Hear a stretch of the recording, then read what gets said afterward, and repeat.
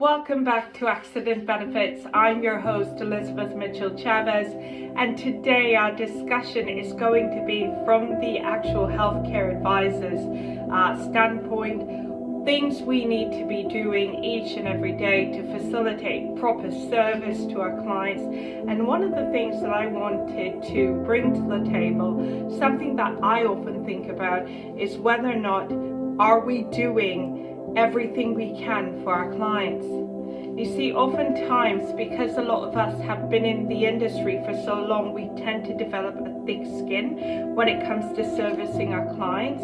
But we need to realize that these are people who have been injured, they're not feeling their best. The most important thing we need to be doing is to show empathy up front, and we also need to be focusing on what it is that our clients are saying. So by putting on that attentive listening cap, I think is important. We must remember to start off our day on a positive note. I know that not often we are given the opportunity to literally get in the office, get a coffee, sit down, relax, and then start our days. Sometimes we're stuck in traffic, we barely make it to the office, we're running upstairs or running to our desks, whatever the case may be, and just jumping on the phone. So remember just to take a couple of seconds, close your eyes, breathe in, it's a new day, let's get started, and drop everything else so that you can properly focus your attention to the customers. Remember, they're not just a claim number. Each customer has a name. They are individuals, and it's as a result of these individuals why you and I have a job. So it's important to listen to them and service the calls attentively. Remember to address the client by their names, whatever the preferred names are, whether it's Mr. and Mrs. Mitchell Chavez, for example, or if they'd like to be called Elizabeth by their first name. Document the file and put that information in the notes as well. Just remember, even though we are the file handlers, the claims do not belong to us. These are clients' claims, and we are not the only ones having access to these files. So in the event we're not there to assist the client and someone else picks up the file, they will be able to know, okay, that person prefers to be called by this name. And another thing, it's important to try and do a 90-day file review if you can. Every 90 days, set yourself a diary so that you do it. Just make sure that you put in the notes where you are, what you've paid, if there are anything outstanding that you need from the client, and to follow up with that as well. Oftentimes, most of the things that we're asking the clients to get for us, we can start the ball rolling by helping them. A lot of the information from a claims perspective is to complete forms, and if you can actually get on the phone and go through and help the client to complete these forms, you're not just making it easy for them, but you're making it easier for yourself as well. We're also in a timeline where AI is amazing, so it allows us to populate a lot of things for the clients as well. So things on a document such as their claim number, their name, their addresses, that information is something that you may want to auto-populate for them, so when they do get that form, they don't have to be utilizing extra time to complete that. So listening attentively to the client, helping them in order to confirm that the information they've provided to you is the information that you're going to be using to help and assist with the call. It just gets everyone on the right path. Sometimes a call may come in and it's not even your file. Oftentimes when these calls come in, I find that they're complaint calls. The client is saying, my agent is not calling me back. It's been days, I've left countless messages. Rather than just transferring the call back to that agent's voicemail, actually take the time to help the client.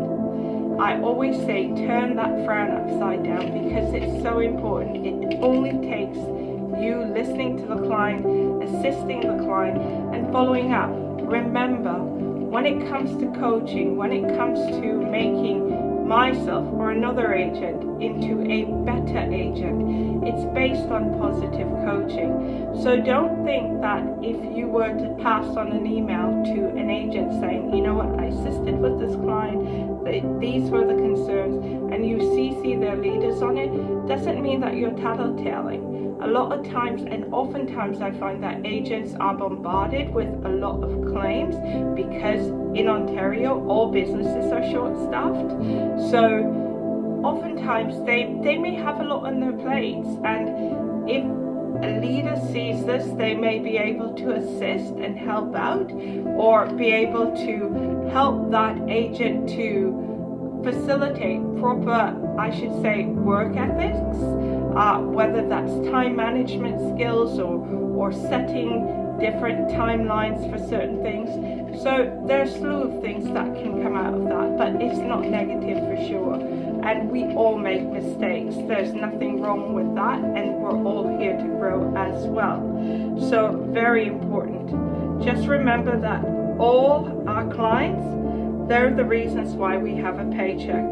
Believe me, there's nothing more satisfying than when a client acknowledges you for your service, and you being recognized even more by your leader or employer for the service that you've provided to that client. And if that becomes repetitive, then if there's ever an opportunity for growth and development in your company, you can bet yourself who they're going to be looking at for that particular position. So don't be shy, acknowledge your hard work, make sure at the end of each call that you're asking yourself, did I do everything that I can for that client? If there's anything that you missed, don't be shy to pick up the phone and rectify it with the client. Always, always, always, if you're sending out correspondence to the clients, remember, we're not always dealing with 20 to 50-year-olds who are computer savvy. A lot of times, the actual customers are older, and you do need to make sure that you pick up the phone and go through the correspondence with them, making sure that they understand. That way, when it comes to anything further, you can always say, on this date we did go over that. Sometimes you may have to go over it 2 or 3 times with the client in order to make sure that it sticks. But again, remember, they're coming from an injury and we're trying to get them better. So you do have to have that patience with the client, because it does speak volume to who you are as an agent, and it speaks even more volume when it comes up to that year-end review and you're looking at your bonus and your merit increase as well. So I would always say, do your best to help the customer as much as you can. In this business, again, our days normally are 7.5 hours. It can turn into 15 hours in the blink of an eye. So remember to take some time away from the computer every couple of hours. Just get up, breathe, stretch, do what you can to kind of rejuvenate who you are, and just do a little reset, mini reset on your day, and getting you feel refreshed. But oftentimes for me, it's just opening the front door, especially during the winter season, and just getting that blast of cold air. It really does a lot for you. So remember, if you do get voice messages from your clients throughout the day, just return them as quickly as you can. I like to do a sundown method for me. My sundown method simply means that if I can't get around to calling you back by the end of that day that you left that voice message, I'm just going to give you a quick call. More than likely, I get a voicemail, and it's just me letting the client know, hey, I got your voice message. I normally return my calls within this time period. If that doesn't work for you, leave me another message with the time that works best for you, or send me an email, whatever works, and I will work that into my schedule. I do this because I pre-plan my day, so it's important to make sure that I have all my ducks in a row, so to speak. So remember to try and get back to that client the same day if you can, or a lot of times I see colleagues, they're sitting down and they're having a normal conversation. Sometimes we do need that breather, but when you're having a 5-10 minute conversation and your phone line's ringing and ringing and ringing, sometimes if you can pick up that phone, you really should, because leaving it to go to voicemail is just that extra step that you have to now take that you don't really have to if you pick up the phone. So again, when you do speak with your clients, ask them what time is best to speak with them. I think it helps you to plan your day accordingly, and it helps with the servicing of your client because it shows that you care. We should all be focused on working towards the same goal. So if a client is not satisfied with her service, we must realize that they're just going to move their service to the next competition, the next insurance company. So we need to all be focused on doing our best.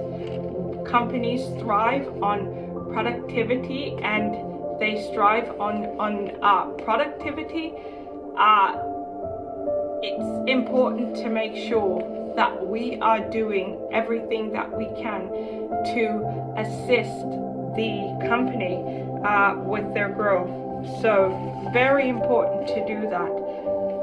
At the end of the day, when we facilitate trust with our clients, we are going to have their loyalty because they can see just how hard we are working to make things better for them. I hope that this message meets the agents that need it the most. And as always, if you have any questions or concerns, my email is in the DM below. Feel free to send me a message. I'm here to assist wherever I can, and we'll talk again soon. Bye for now.